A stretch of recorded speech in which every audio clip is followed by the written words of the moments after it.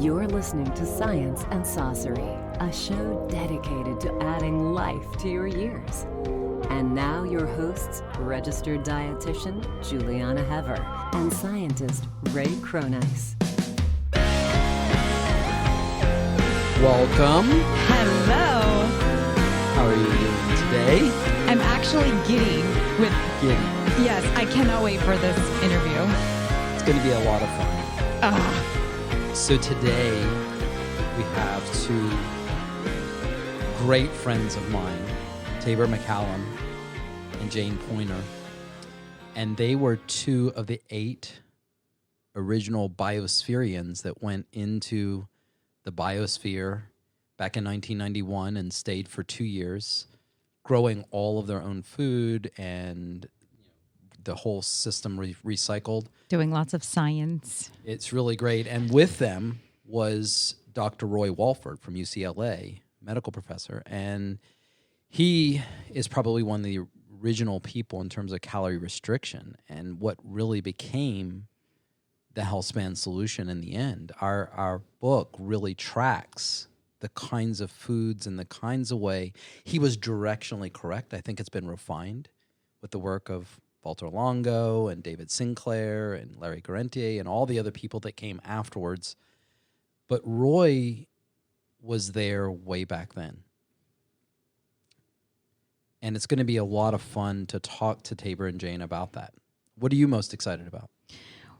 Everything, because they lived it and they learned so much, and it's like very adventurous to me. You know, I'm not an ex-NASA scientist, and to me, all of that and all of this spirit of adventure and let's just find out and putting yourself out there like that is really provocative and exciting to me. Yeah, and both of them traveled the world on ships. They were research vessels that they traveled on.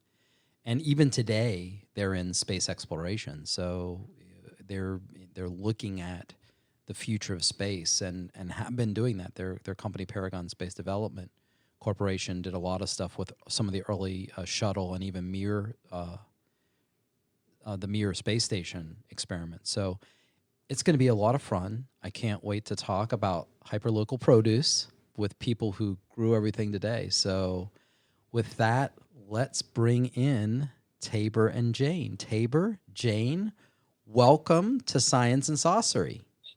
Hey. Hello. It's been young. I hate to tell for some of our audience, so, we probably have a lot of our audience that wasn't even around when we were doing Biosphere 2, which is really kind of crazy. I know. I'm sorry. I know. But Taber, what were you commenting when we were talking about this before?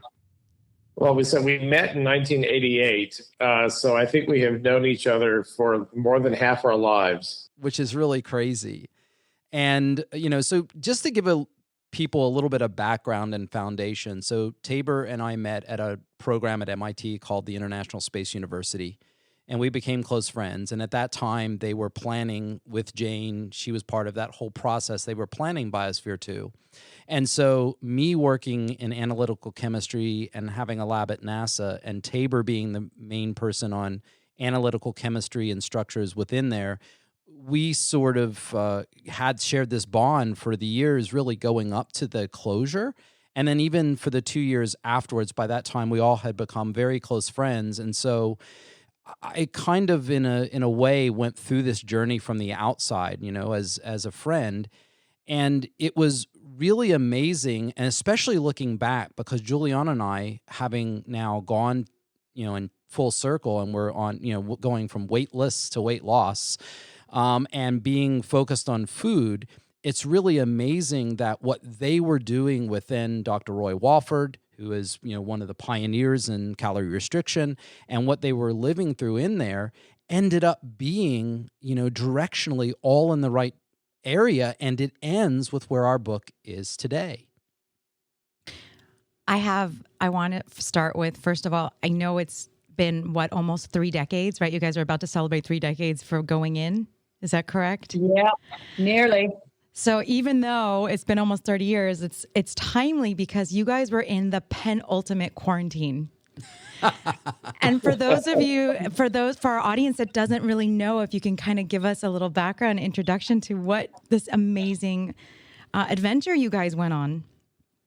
Sure. So in the early 80s, Buckminster Fuller double dog dared a team of people to build a biosphere.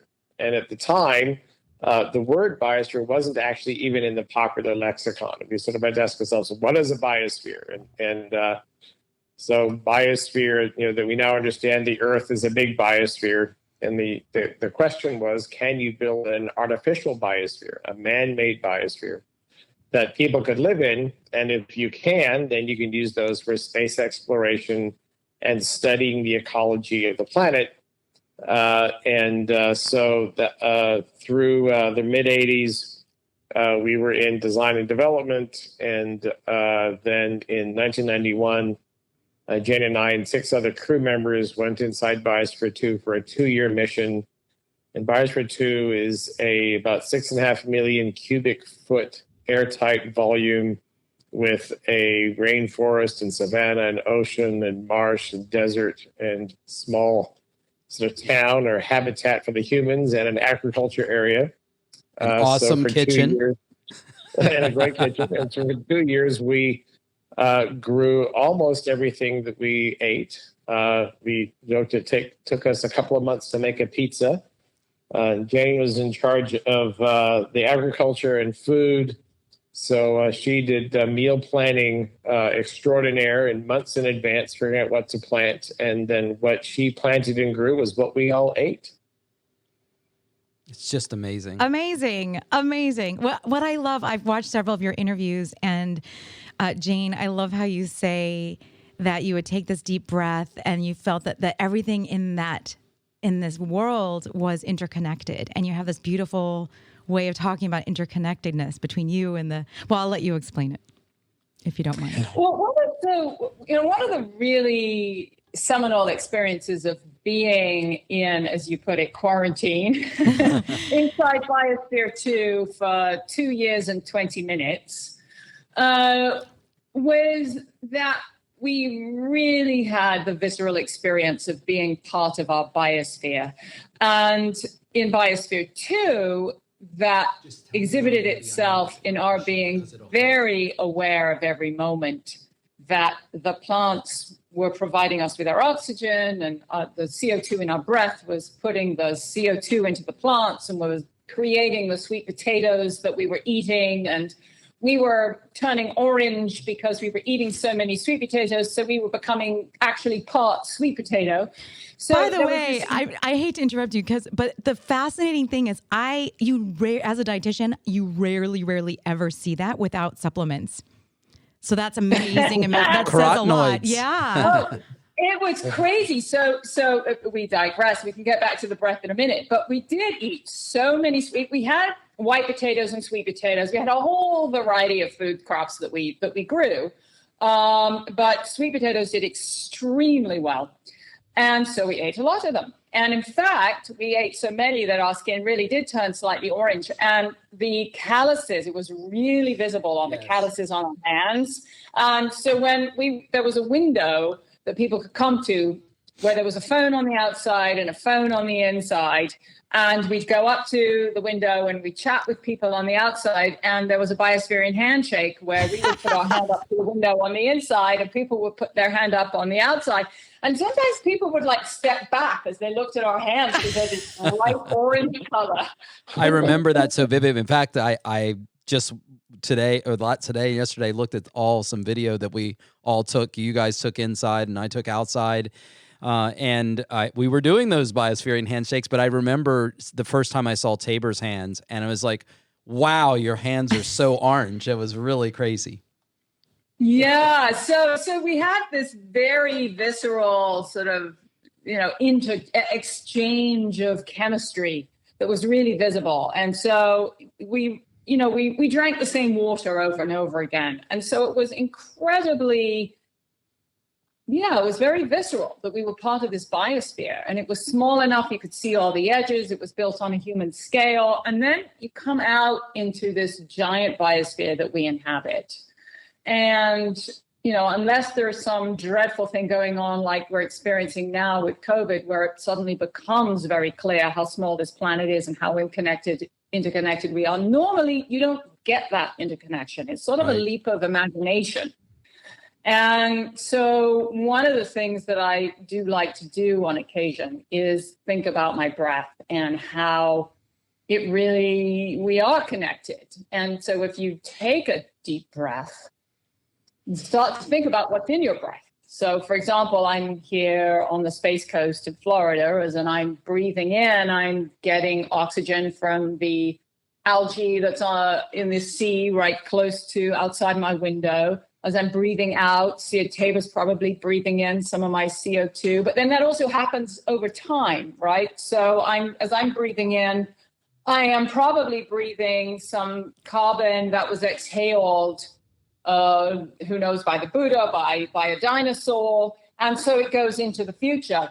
Future generations will inhale just a few atoms of what I'm exhaling. So it's this incredible symbol and actual connectivity that is our breath.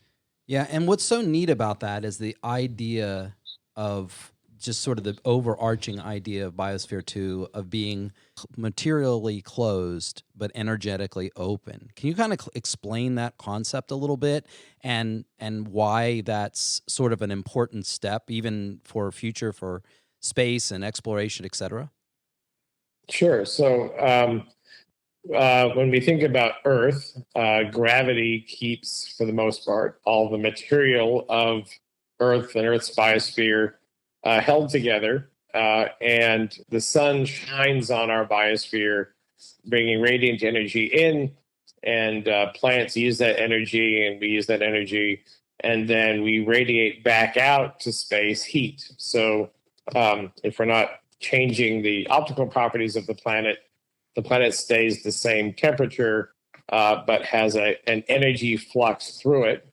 And then life is essentially sort of part of that energy flow. And so Biosphere 2 did the same thing, only instead of using gravity, we used glass to create the barrier where the atmosphere and everything stayed inside. There's glass on the top and stainless steel on the bottom. So it was materially closed, but energetically open, in that sunlight came in and heat was pumped out. And we also said it's informationally open. Mm-hmm. So you can send information, to Earth and away from Earth, as we do with spacecraft. And Biosphere 2, you could, send information in and out, like me on a phone call with Ray, telling jokes, trying to get over whatever happened that day. Yeah, it was really great. I would give anything to have all of our emails back and forth that we did. I mean, all those ones used the updates that you sent out. I remember looking for them when Jane was writing her book. I would love to have all of that stuff.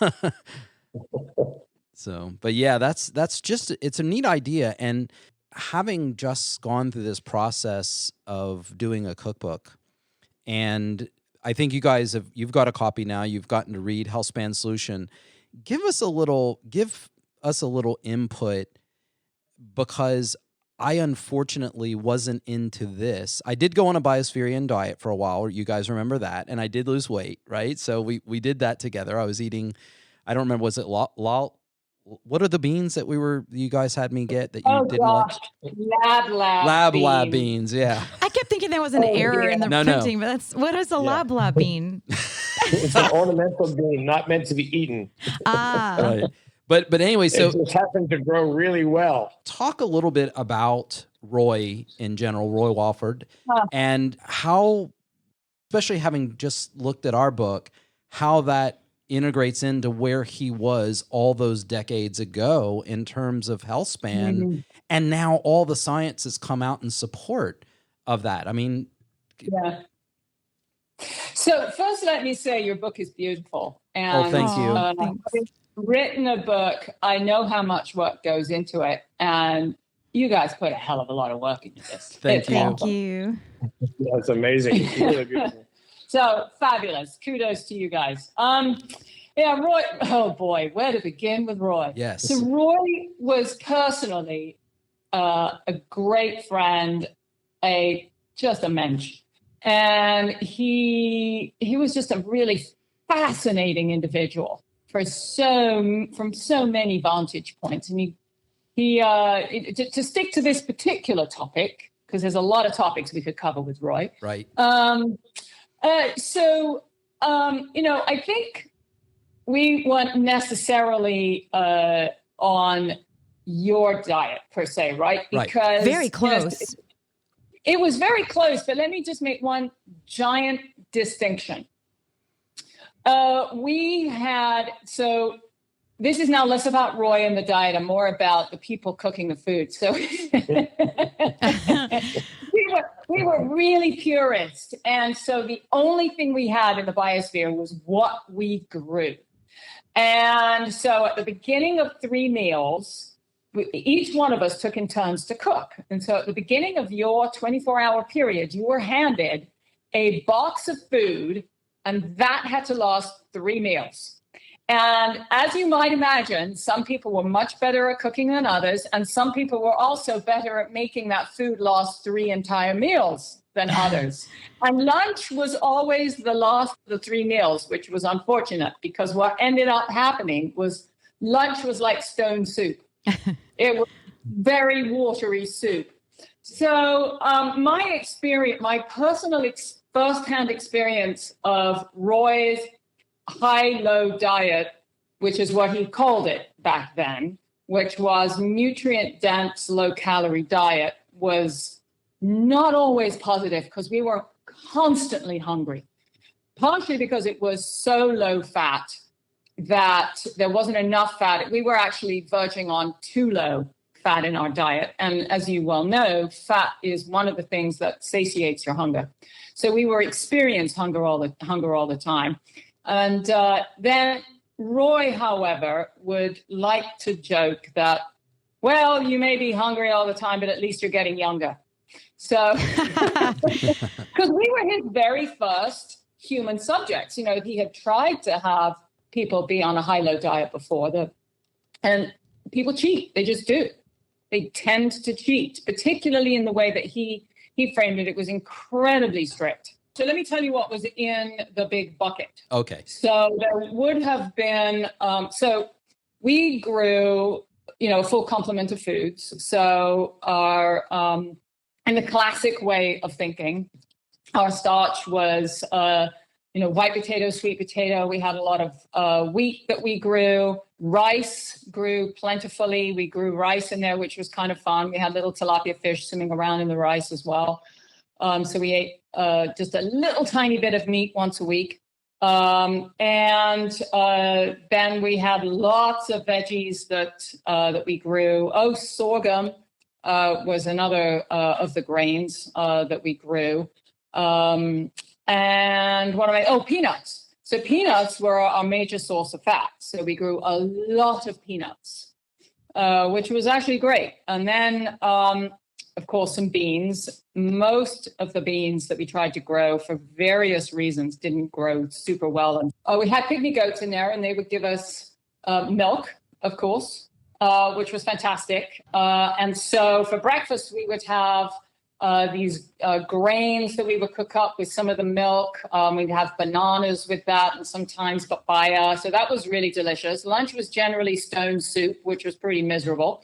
And then in the evening, people got as creative as they could. And one of the things that I loved that Taber made was a thing that he called making dinosaurs, which were really like empanadas. So it was sort of a crust on the outside, and then in the inside was beans and potato and chilies. But he made them always these crazy shapes that was just really fun and creative. Yum. And they were good. And then we would sit around after dinner and have what we called food fantasies, where we'd be sitting talking about all the things that we wish we could be eating. So when I saw food fantasies in your book, I laughed my head off. Yeah. It triggered you. That's how our clients sound going through weight loss. Yeah. We have food fantasy time. Yeah, I sent Taber a picture of you licking the plate on Mark's birthday. So what you should know is that it was de rigueur to lick your plate. And in fact, it was a tremendous insult to the chef if you did not lick your plate. Right. That's why I brought it up. I think it's love great. That. And what's so amazing about this is that, I think you talk about this in your TED Talk too, which is just this idea that people generally are so disconnected from their food. And even right now, when there was these shutdowns and there were these shortages, et cetera, what was so amazing about our diet now that was, it's a variation of what Roy was talking about. And in some ways it's more strict, but in other ways it's sort of more liberal because we can eat more of it. We have access. But it turns out these staple foods, you can eat a lot more volume of them. And of course, you had the opposite problem that you just didn't have enough calorie. You were talking about the fat part, having enough calorie. And historically, when food was economically limited, or in your case, environmentally limited, that was the role of fat, as it just was sort of that makeup calorie. It took you over the edge. Today, most people have the opposite problem, that they have way too much access to food.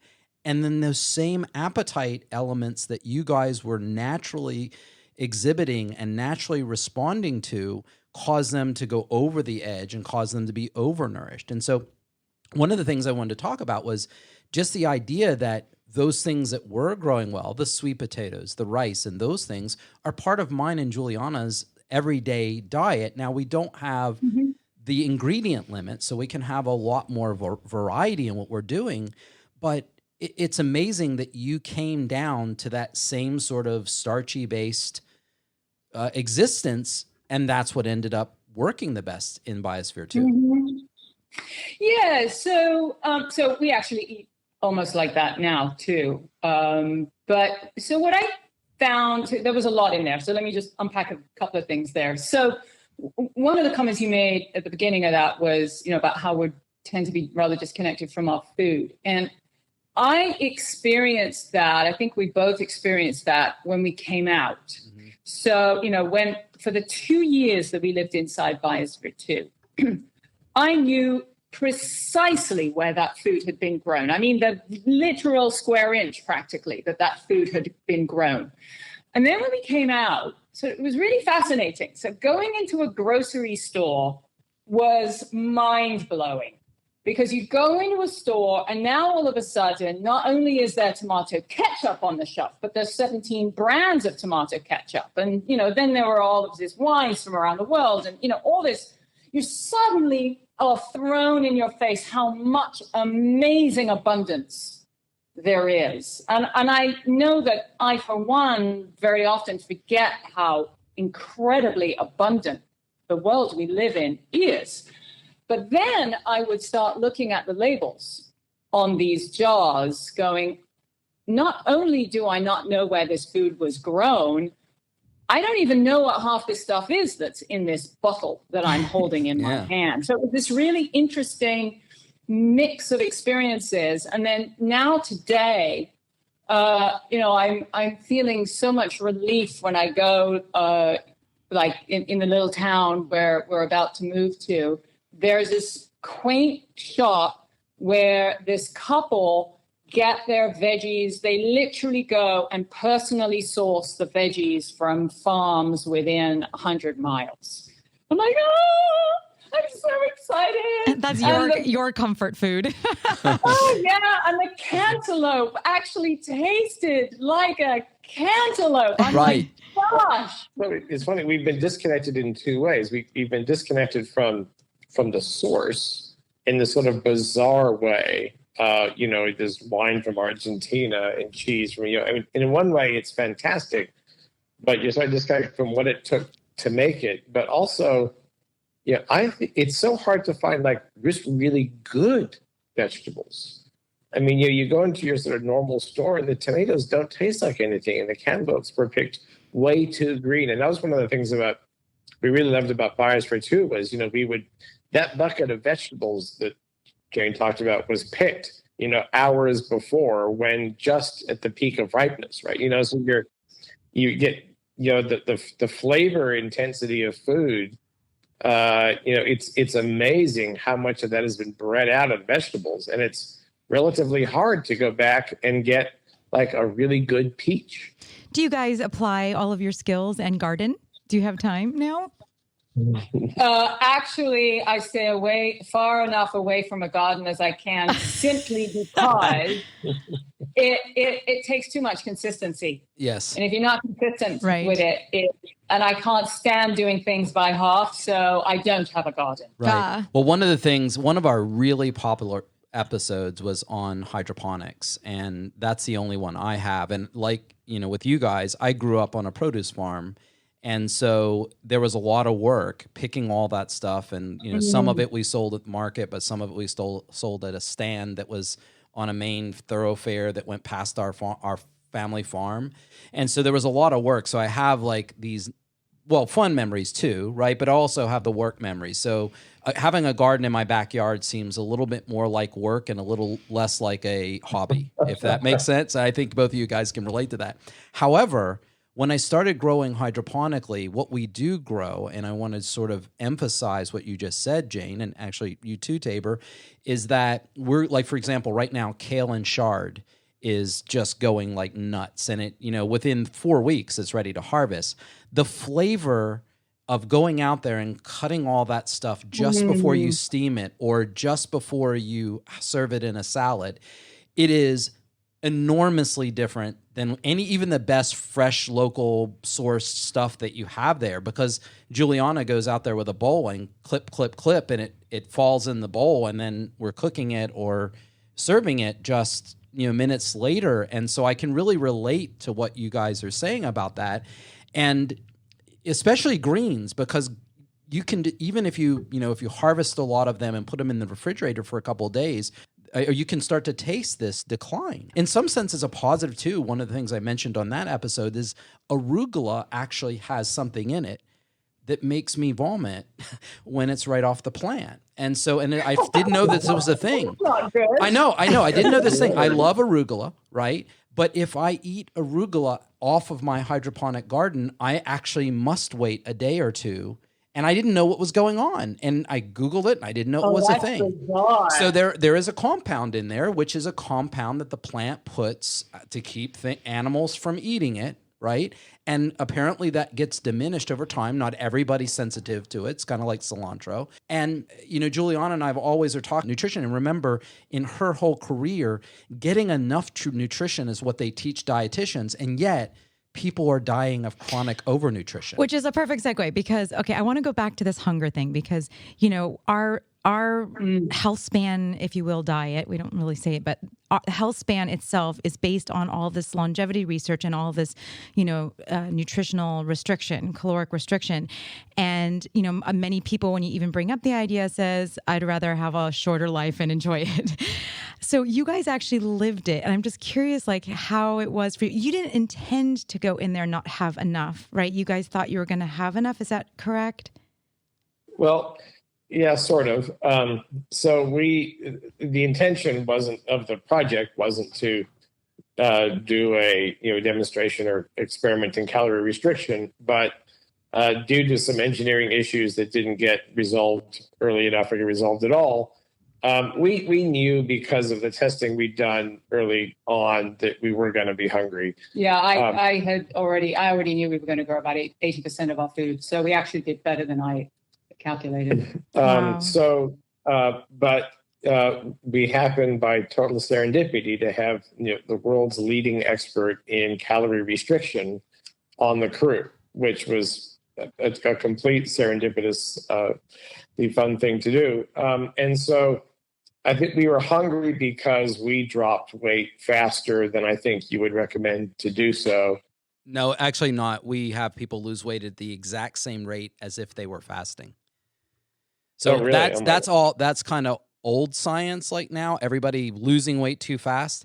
And what was interesting is that when you got to your ideal weight, your ideal body mass, you actually suddenly stopped dropping. You didn't keep dropping, right? How fast did you guys get to that? Well, we increased our calorie intake as well a little bit. Yeah. So what was interesting about the weight loss was that there was also a series of biomarkers that had been worked out in mouse and primate studies and in some human studies, which were things like lowered, sort of more normalized cholesterol ratios, lowered blood sugar, actually a slightly depressed white blood cell count, and a few other things, lowered blood pressure.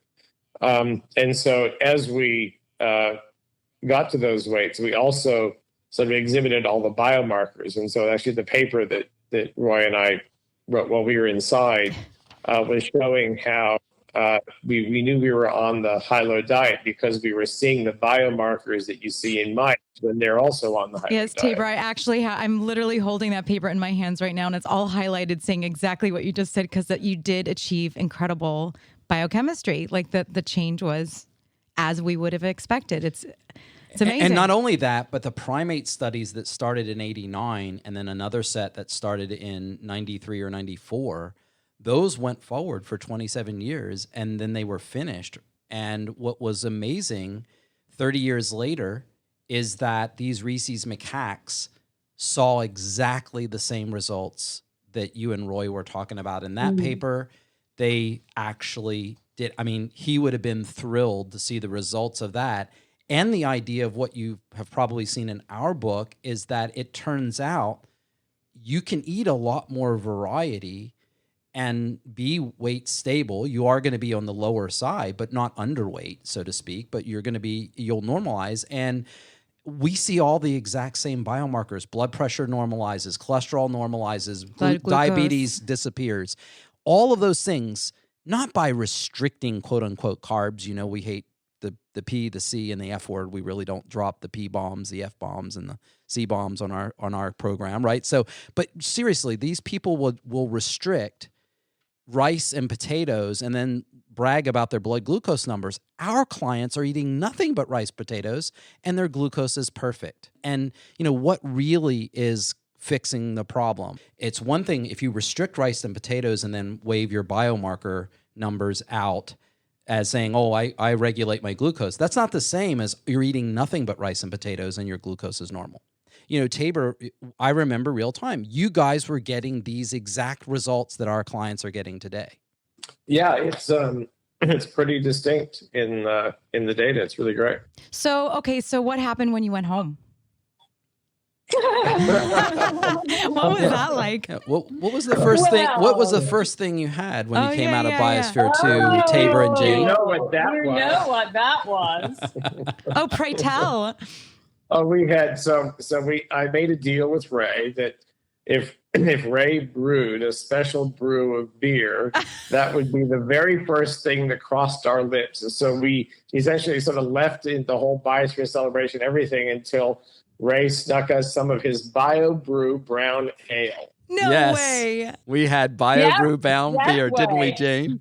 Oh my God, it was so good. It was so good.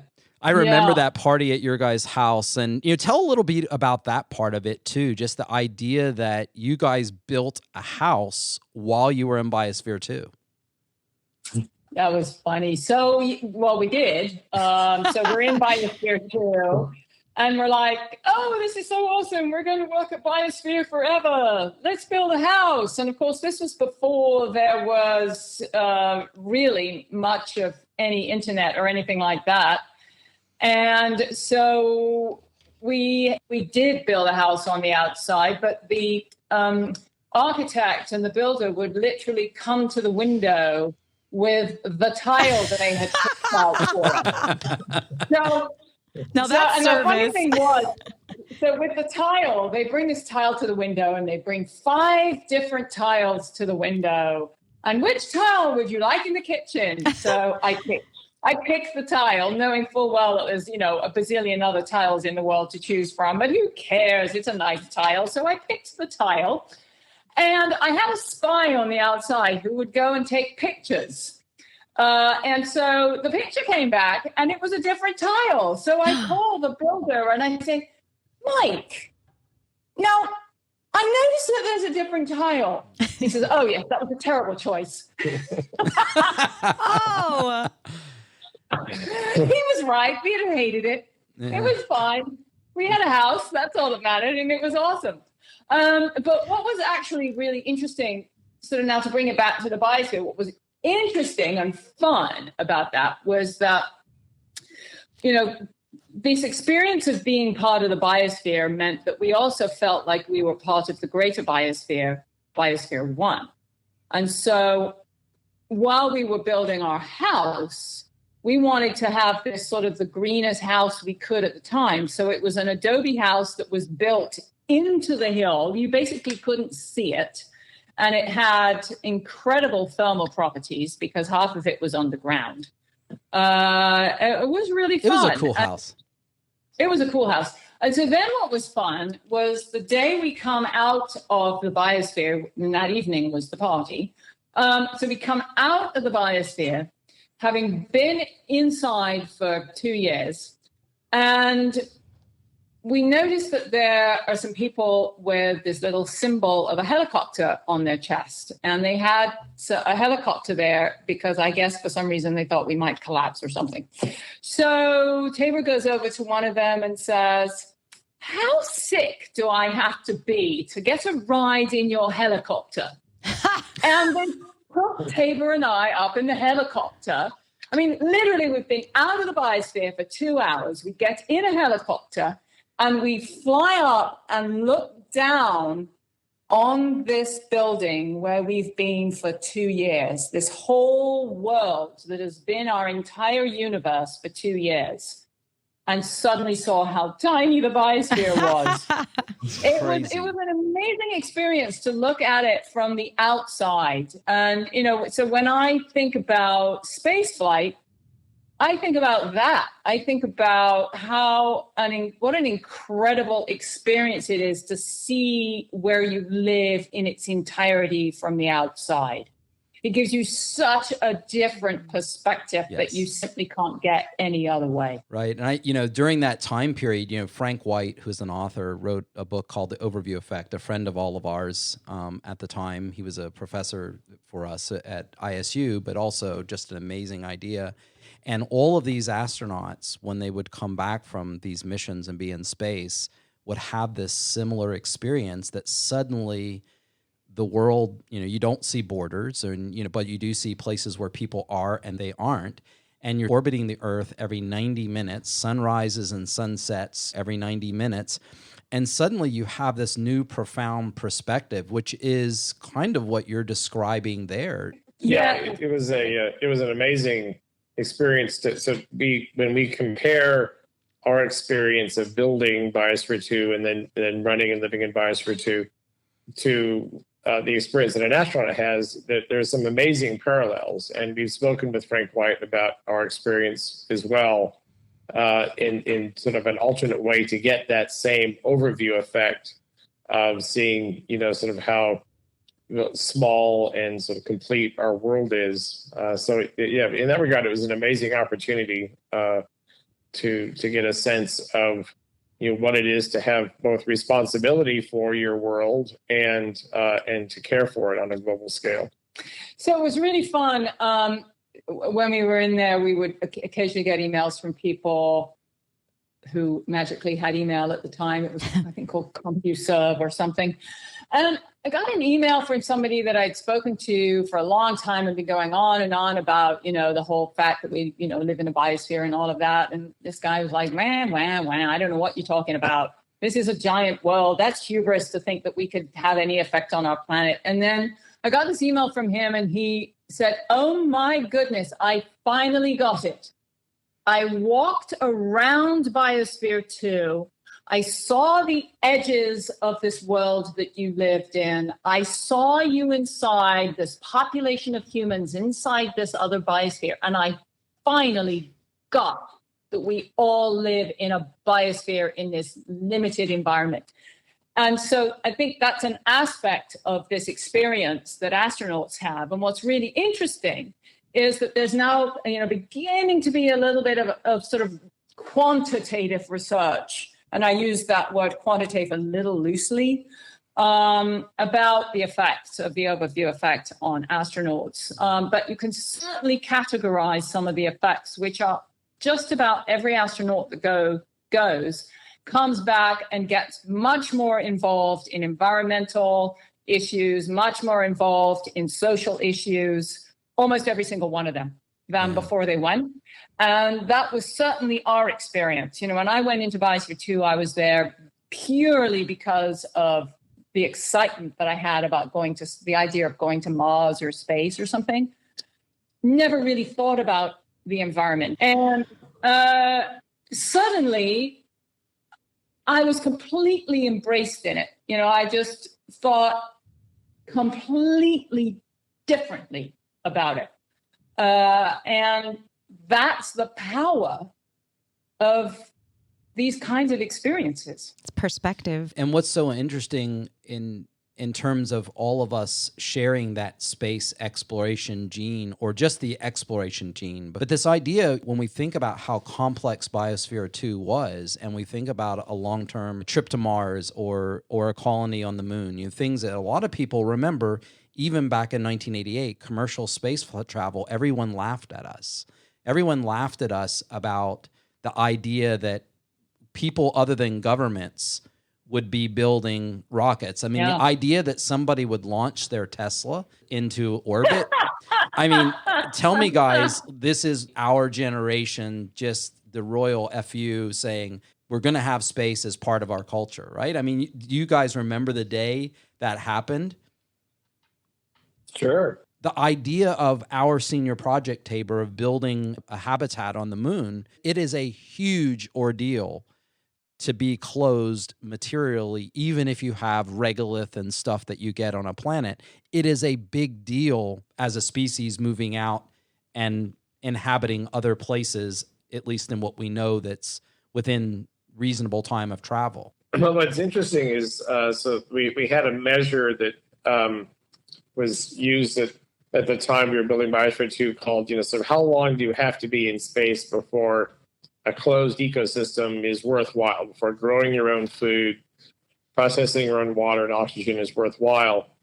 And it was thought to be something like a year or two at the time. And over time, that time frame has gotten longer and longer in large measure because there's been technology developments that help do what a lot of the services that plants give us. But it is, regardless, a very it is an incredible undertaking, the idea of tucking your own world, and where that gets really complicated is, in Biosphere 2, we always had the option of walking out the airlock door if everything went wrong. But if you're halfway to Mars or you're on Mars, you really don't have that option. So where the complexity gets really tricky is in when you figure out, well, okay, what happens if all the plants die, or something like that. Being able to get through some sort of a quasi-catastrophic event really makes these things difficult and complex. So, well, and you guys did. You guys did. I mean, so I pick up the phone one day, and Taber, you're on the other line, and you said, Ray, we are missing tons of oxygen, and I have no idea where it could have possibly gone. Kind of pick up that conversation that we had. Well, that was really embarrassing, by the way. I was literally missing tons. So I was responsible for knowing how the air was cycling inside Biosphere 2. And over time, we began to see this loss of oxygen. And due to some issues with sensors, we had some loss that didn't go detected for a while. And then we realized that we were missing oxygen. And we had always thought that oxygen and carbon dioxide together will always be about the same number. If you have a loss of oxygen, you'll have a commensurate increase in carbon dioxide, roughly speaking. But what we were seeing in Biosphere 2 was a loss of oxygen, and it got as low as 14%. I might add there that CO2 was a bit easier to measure. The sensors were a little bit more stable, and measuring the CO2 was a little easier. And so you didn't see this rise in CO2, and that's where our conversation was. It's like, how could oxygen go down and CO2 not see a spike like this? It was a big number. Do you remember what was the magnitude of that number of what was missing? Well, we were, it was something on the order of 7 tons of oxygen in the end was missing.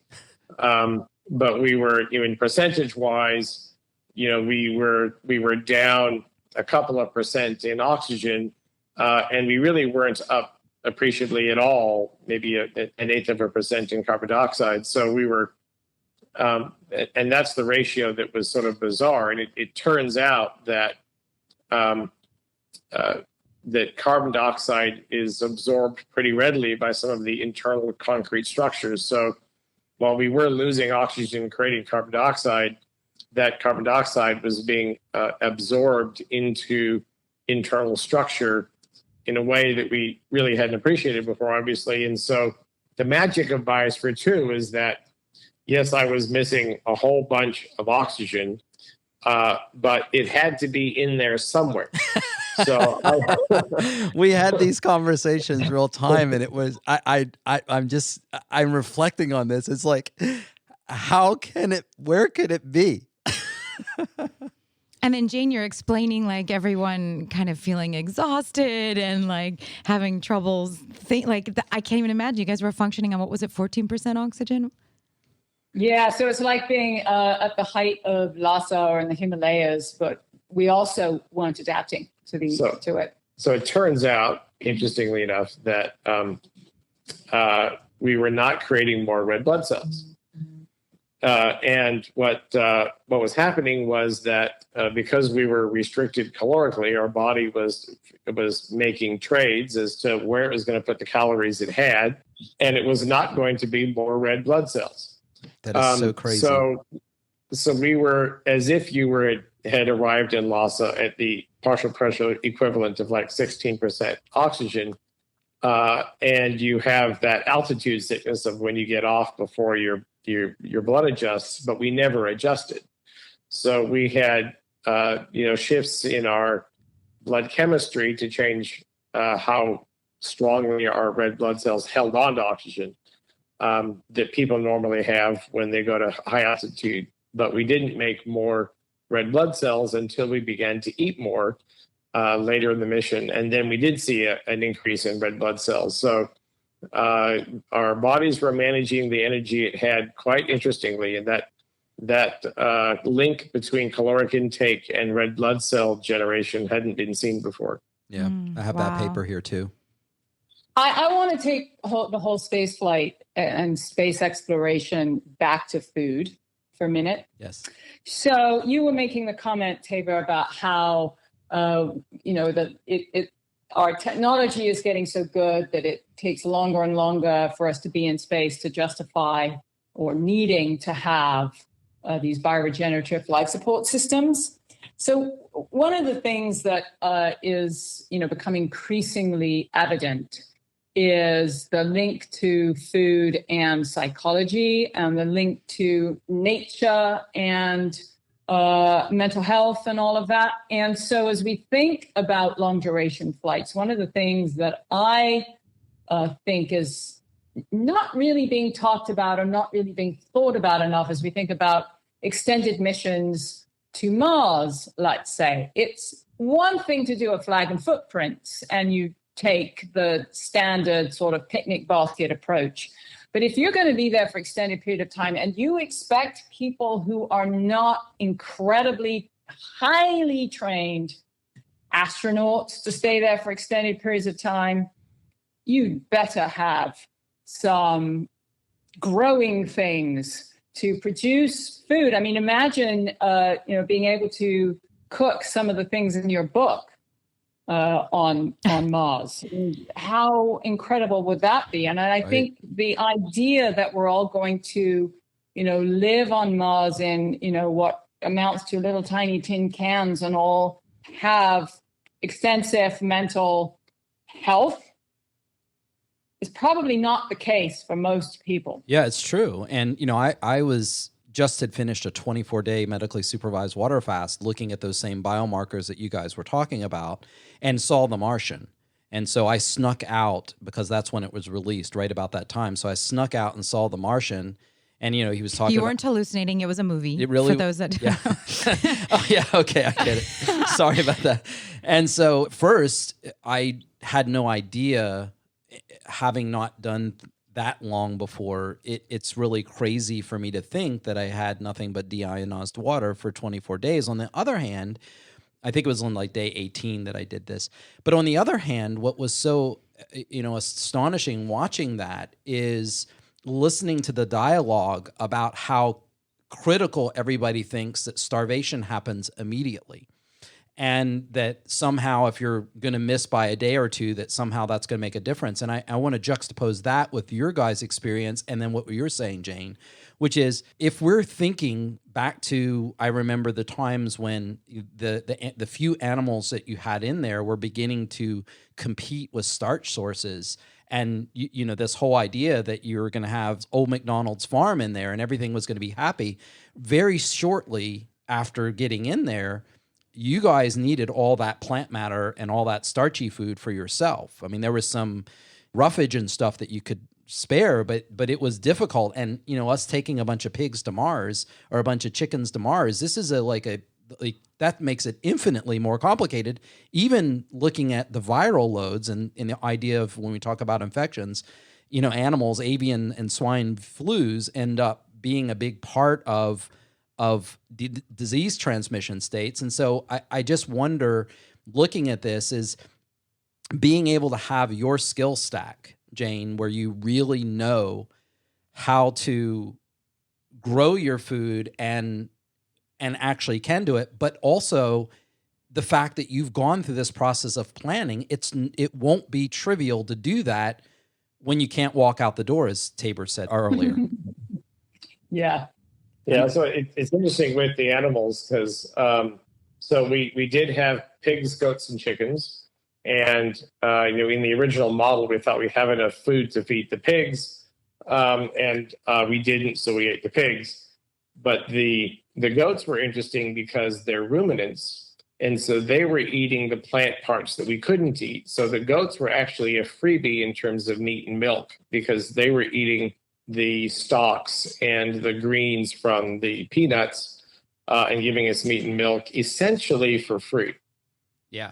They were turning cellulose into glucose, or actually short chain fatty acids, but that's a detail. But anyway, they're able to digest those glucose links, those bonds, because of the bacteria in their rumen. And a lot of glucose, people don't think about cellulose, the fiber. Like if you look at wood, the fiber that makes up plants, people don't see that as glucose, but that's all it is, long chains of glucose. And so really you guys had glucose everywhere in the biosphere. The problem was getting it out. Yeah, well, it was either that or eat the termites. Oh yeah, did you have termites? Oh, we put them in there. Absolutely. Tons of them, huh? Yes, we put termites in there intentionally because they're part of the nutrient cycle in ecosystems. Because otherwise that same cellulose ends up building up. So and so it essentially soaks up all the carbon in the system. So you have to have something in there that eats up all that cellulose. Yeah, that's just interconnectivity. Just fantastic. And we have another interview this week with Paul Stamets. He was involved in Biosphere from the fungi side, right? Yeah, he was. And we were going to grow mushrooms in the biosphere, actually. We ended up not growing mushrooms in the biosphere, in part because we knew that we were going to have somewhat elevated CO2 in there. And this is 30-year recollection. I seem to recall it was because we knew we were going to have slightly elevated CO2, and mushrooms don't do well in that environment. So we ended up not actually growing mushrooms in there, which was kind of sad because that would have been fantastic. The Biospherian party, right? I wasn't talking about that. Well, I was. They would grow really great on all that all that goat dung. You said that, and I'm picturing all these delicious mushroom dishes. And I was talking about delicious mushroom dishes. That's apparently what I was talking about. Apparently Raymond wasn't, but well, but I'm reflecting back on that party at your brand new house that night and that day when I got to meet for the first time in my life, and the only time in my life, I got to hang out with Timothy Leary, which was really like a social icon from the 60s, right? And was it Yeah. Taber? He was your friend, or I can't remember how. No, it was Timothy- Bob's friend. Who? Yeah, Roy. That's right. Roy. Right. Okay. Yeah. But yeah, That's another whole aspect. I said that there were many facets to Roy Walford one could discuss. That's another whole part of his Exactly. life. Where so one of his things that he wanted to do was go into Biosphere 2 as a scientist and come out as an artist because he'd done a lot of guerrilla theater and things like that. And so I think that was sort of part of that whole aspect of his life. that's crazy. Yeah. So, with us, our little list that we love to, trumpet now as vegetables, fruits, whole grains, legumes, mushrooms, nuts, seeds, herbs, and spices. And really and truthfully, there are an unbelievable combination of soup, salad, sides, and sweets you can do with those. And it's just interesting when I'm talking to you guys and hearing your voice and remembering the conversations. My head wasn't here at all, and you guys were living in this space. And that's kind of weird for me to think about, that you guys were every single day dealing with that. It's just fascinating to think that you really pulled that off. Do you guys ever think back to it? Oh, sure. And you also get one of the things that was interesting was you sort of get a recalibration to especially to things like sweets and fats that, we could make a banana sweetened sweet potato pie that was just the sweetest thing you could ever imagine. It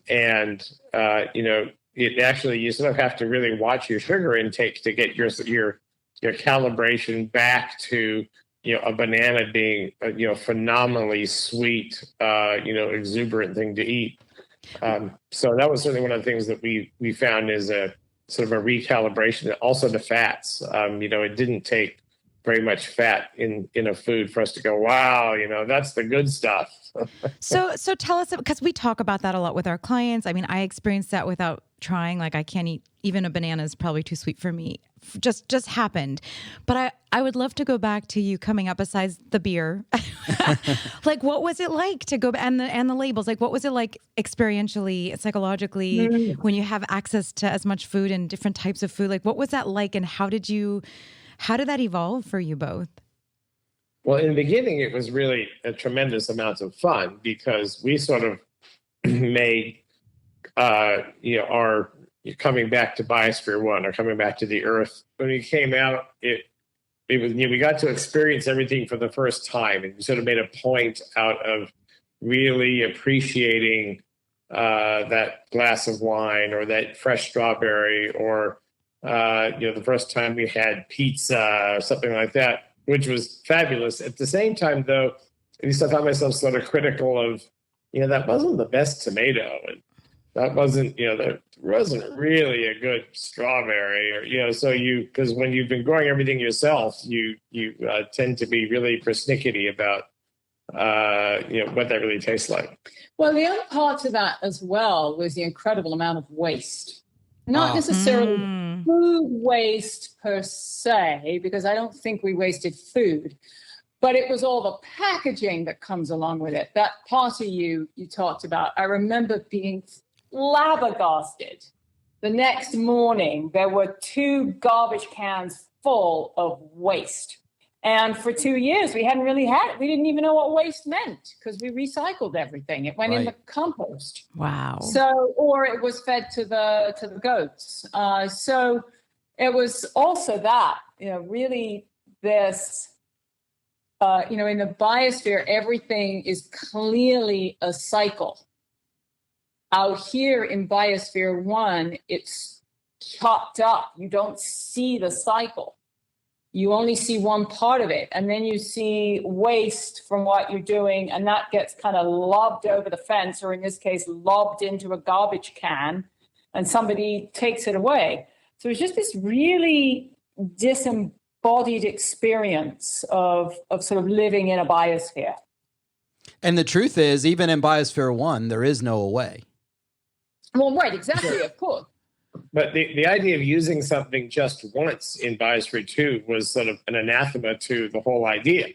Right. So, all containers were reused and over and over again, and it was all systematized, which you could do in one small system. But now, we fill up a garbage can and it disappears. It's a strangely disconnected, sort of disembodied life outside or inside or this biosphere. Because, food appears in the grocery store and trash disappears and waste goes down the toilet and it's all gone. Yeah, it's like magic. Right. Yeah. We don't see it. Yeah. No, it's interesting. So something you were talking about earlier, Taber, about, connecting to what it took to grow our food. And I think you mentioned it also, Ray. So, that's the other thing, right? When you've grown your own food or the people who grow your food, which is one reason why I'm so excited to find a place where they actually go source the food from local farms. You have a connection to what it took to make that food. And, we really don't. When you go to a grocery store and everything is wrapped in plastic, you take it home and you open it, you chop it up, half of it gets thrown away, and then you're done. It's a completely different appreciation in all aspects of the food, not just the flavor and the nutrition, but the work and the science and the artistry that goes into producing it. Yeah. It's so beautiful. I need to get Taber going on the technology side of this veg system that we're using for hydroponics. You two would absolutely love this, and it couldn't be easier. I know it's going to feel a lot like work though, growing in Biosphere too, but it's so amazing to see basically salt water, a mineral solution, being transformed in inorganic material, being transformed in all the organic material of life. I mean, that's what plants represent. They're the first step. And when we think about nutrition, you eat the plant or you eat the animal that ate the plant, but all the nutrition really came from the plant. You've got to start there at some point. And it doesn't matter if you cut out, as Juliana used to call it, the middle meat, and it's really interesting that what you're saying, Jane, about knowing where something's from and having some appreciation. Even the food, there's probably some psychological aspect to it tasting better just because you grow it. You're vested. Yeah. Well, I think so. I mean, I think, I think you do probably take more time to consider it because, it was your own sweat and toil that helped nurture this thing you're about to consume. It becomes more than just energy and nutrition, right? Or in some cases, delicious. Yeah. And on top of that, you got to remember most people can't be bothered to cook. I mean, the hell with growing the food and knowing where it came from. That's so true. Just the idea that they're going to get out of a pot or a pan and it's not going to come out of a box prepared. This is a crazy idea as people who just put out a cookbook, right? Some people never cook. And this quarantine brought that out. People are like, oh, wait, what? It's been like forced a lot of people into the kitchen for the first time ever. I mean, it's kind of mind-blowing how disconnected. I mean, that's even more disconnected than what you're saying. It's funny, I talked about this in my TEDx talk about the connection between everything. And I just love that message so much. And I'm wondering if you have been able to explore how you've explored integrating some of that into your regular life since then. I mean, it's been quite a while.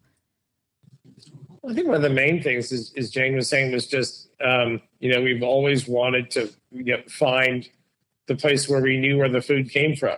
And, vegetables that looked like real vegetables with all the blemishes on them. And, just like, sort of that connection to food and its history and, finding fruits and vegetables that aren't covered in pesticide. And, one of the interesting things that happened in Biosphere 2 was that as we lost weight, all those pesticides and DDT and the like that was lipophilic was sitting in our fats was released into our bloodstream. Oh. So we went into Biosphere 2 thinking, we're going to be in this pristine environment. And, the toxins in our blood are going to go down. So we began working with a lab that specialized in doing these analyses of things like herbicides and pesticides and other PCBs in blood. And we would take regular samples and then ship them out to get analyzed.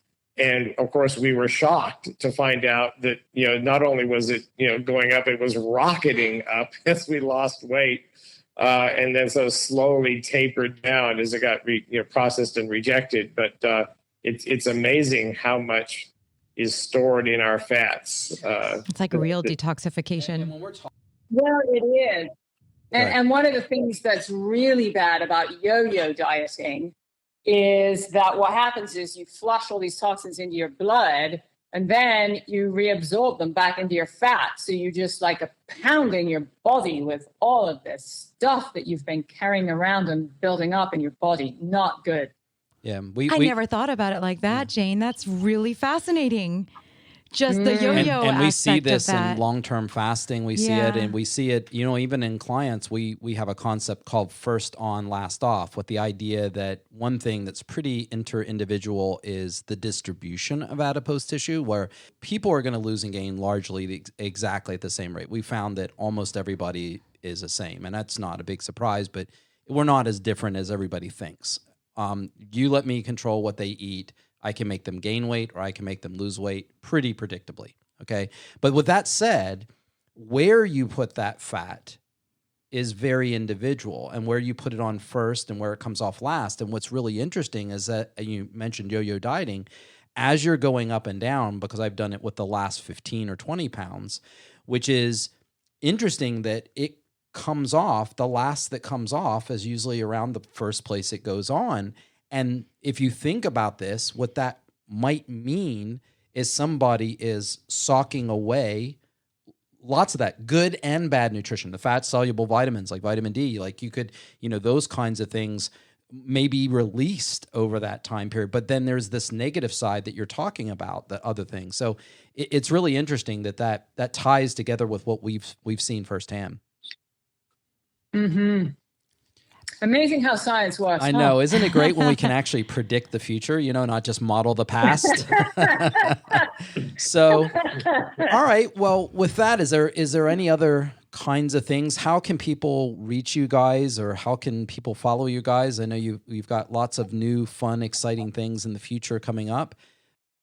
We do. Find us on LinkedIn. Okay, LinkedIn. I'm not super into social media yet, but that might change very soon. But LinkedIn, I'm on a lot. Fantastic. Well, guys, thank you so much for joining us. It's been just fantastic catch up. I really want to do another episode with you guys at some point, and just dig into more of these details. And Taber, I wanted to just push you hard. I know Jane is the plant grower, but I want to push you hard, because if I can get you hooked on this hydroponic technology, I think you'll just geek out all over it. Sounds great. So awesome. I want it 100% automated, please. Can it is. Please? That's what's so amazing. You just add water and solution. It is the most incredibly. Look at that. It is the most. I might get into, Ray. I might get into the 100% automated version. It will be. So just sunlight and water. The thing that's really fun about growing your own food is that you really realize that you're solar powered. The plants are taking the energy from the sun, and you're just eating that same energy that the plants happen to store there for you getting ready to eat. So Yes. It's fun to see how we're all solar powered. Yes. And right now it is time for our meal too. So we're about to go grab some of that solar energy from some kale and Swiss chard. So All right. thank you guys so much. Thank Take you. care. Take Ciao. care. Wow. That was so inspiring. I knew you would love each other. Love them. Thank you so much for joining us on this leafy green path to good health. It's always the food. So remember, Keep eating right. Thank you for listening to Science and Saucery. For more details about the content in today's show, or to contact Juliana and Ray, please visit us at healthspansolution.com. Welcome to the first